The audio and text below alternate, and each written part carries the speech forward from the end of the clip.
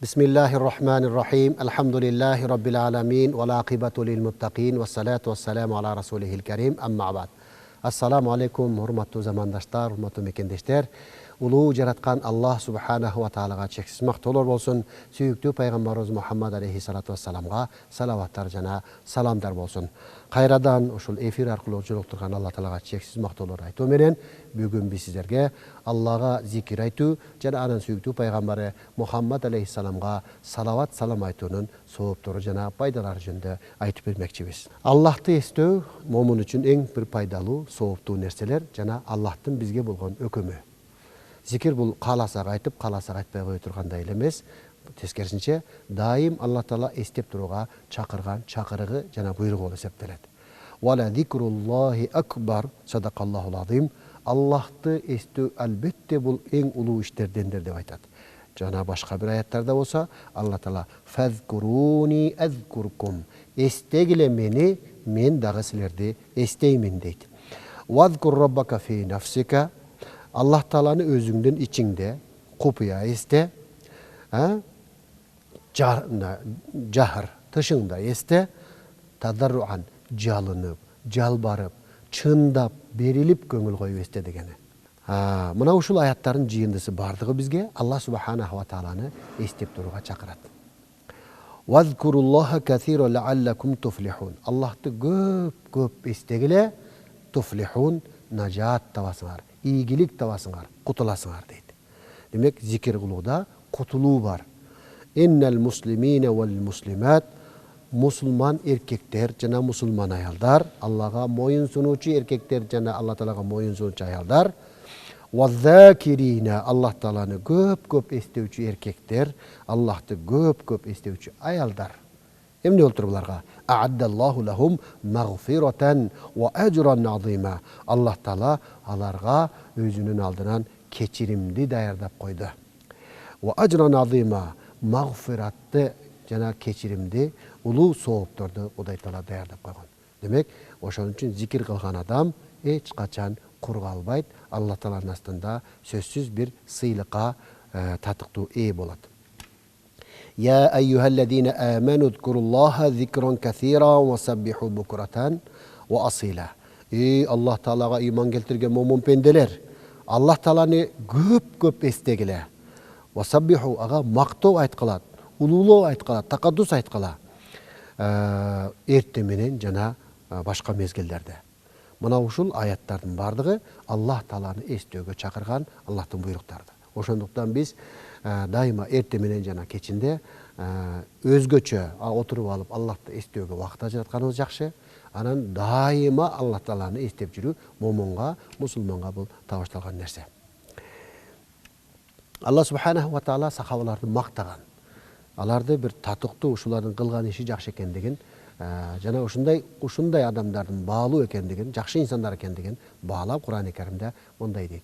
Алладина ядкуруна Аллаха қияма ва қуудан.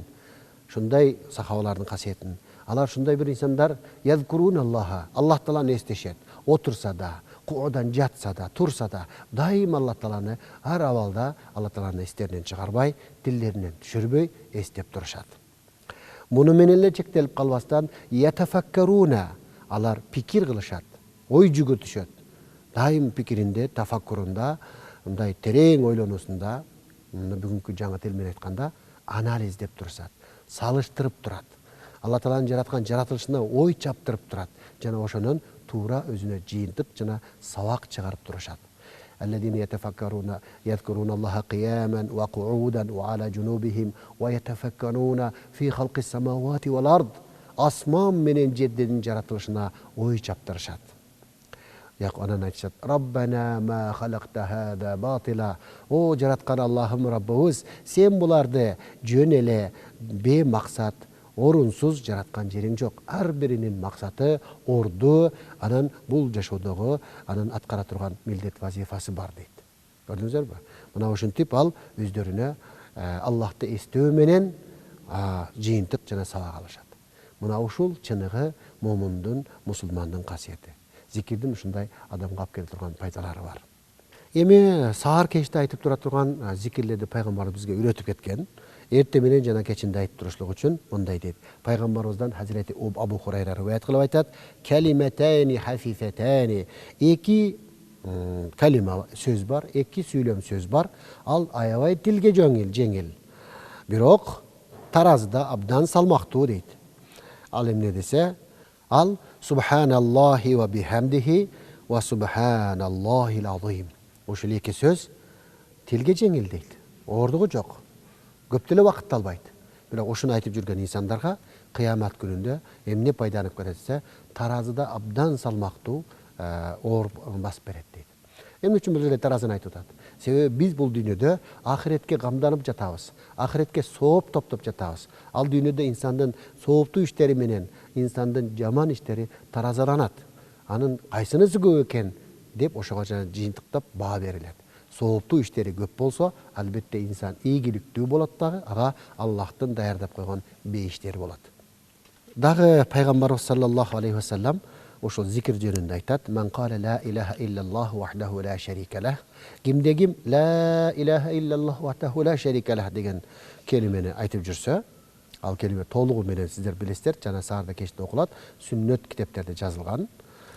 Толук айтылышы: ла илаха иллаллах вахдаху ла шарика лах, лахул мулку ва лахул хамду ва хува ала кулли шайин кадир фи яумин миата марратин. Бир күндө 100 жолу кайталаса, буга Аллах субханаху ва таала адлу ашри рикабин 10 кул азат кылгандын соогун берет. Ага 100 жакшылык жазылат. Анан кийин 100 катасы кечирилет, күнөөсү кечирилет. Ал кыямат күнү ага ошол күнү кечке чейин шайтандын ага кол салуусунан Кудай Таала коргоо берет.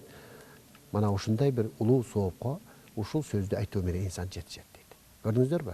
Бул Аллага мактоо айтуунун фазилети болду. Демек, биз күнүбүздү бекер өткөзбөстөн эрте менен жана кечинде Аллах субханаху ва тааланы эстеп турушубуз керек. Негири зикир кылууда 3 нерсени ичине камтып кетсе жакшы болот. Биринчи, Аллах субханаху ва таалага жогоруда айтылган зикирлерди, мактоо сөздөрдү Аллага мактагын деп пайгамбары көрсөтүп берген Аллага зикир айтуучу сөздөр менен эстешибиз керек. Анан пайгамбарыбыз саллаллаху алейхи ва салламга салават айтып турушубуз керек. Андан үчүнчүсү, күнөөлөргө Аллах Тааладан кечирим сурап туруш керек. Көпчүлүк учурда биз зикир дегенде бир эле ушул зикир менен чектелип калып, ыстыгфар айтпай калабыз, же салават айтпай калабыз. Ушу үчөөнү толук айтып жүрсө, бул мындай бир ийгиликтүү болуп эсептелет.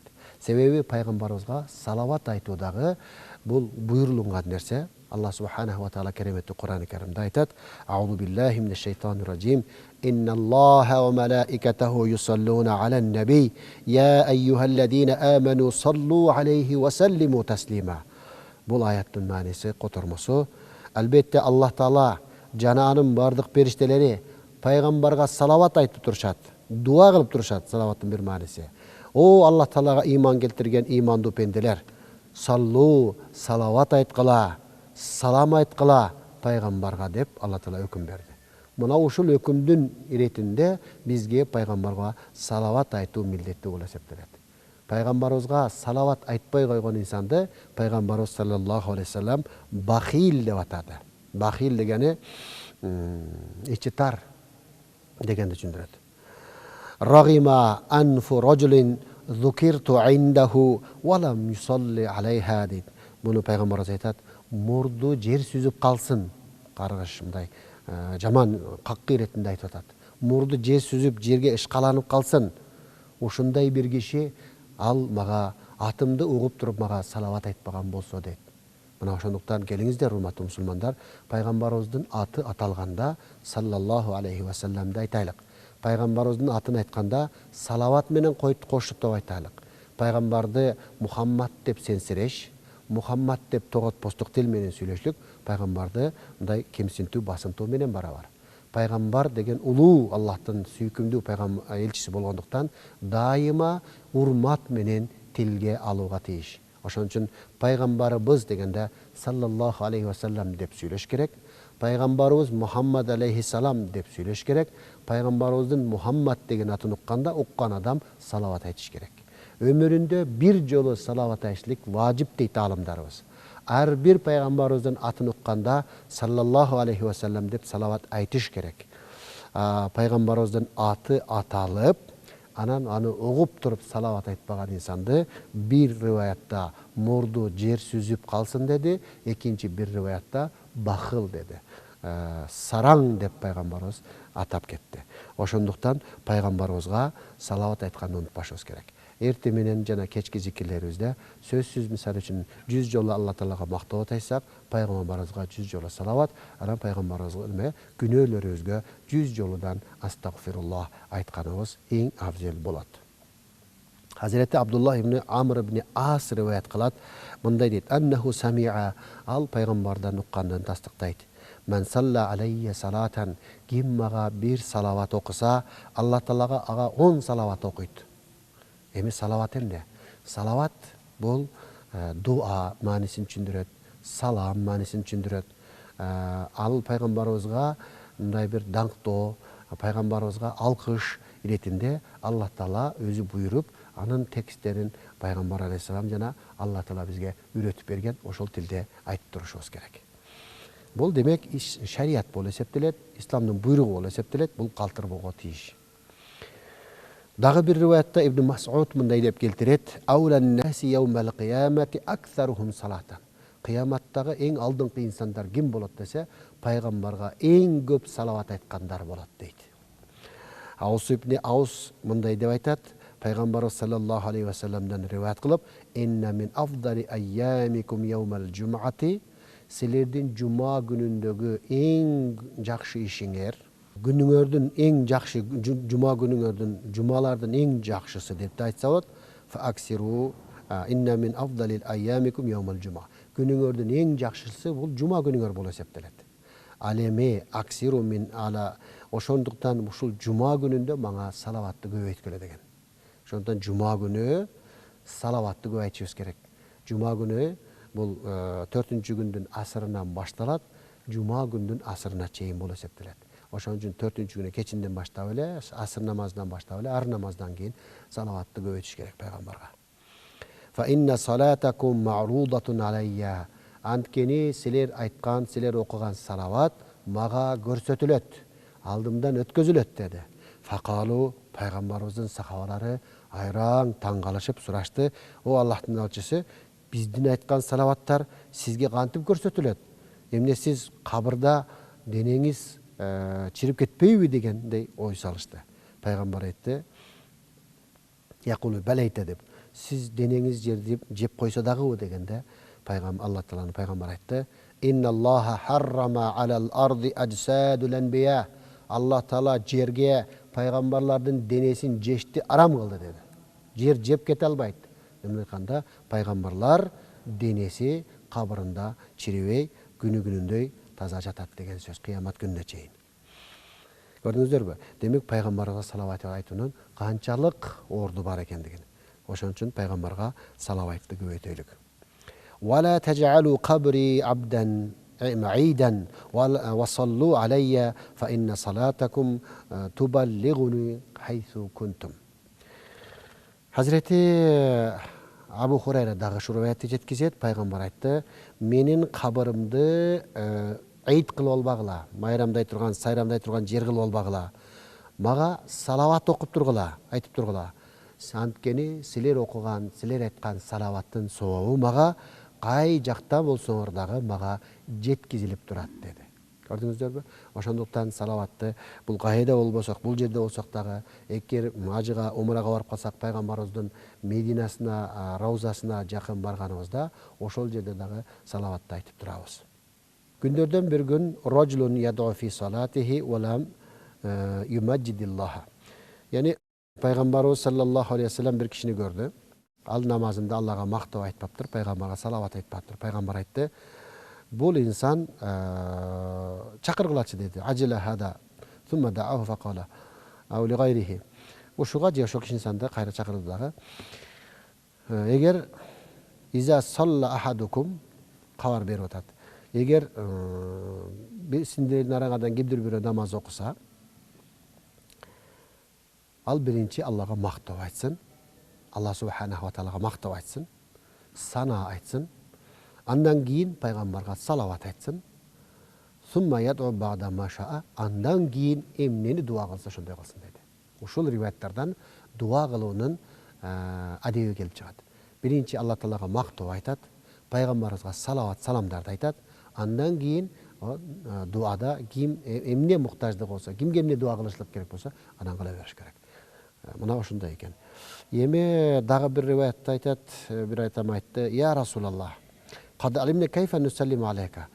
Бизге үйрөтүңүзчү, биз сизге кантип салават айтайлык деди.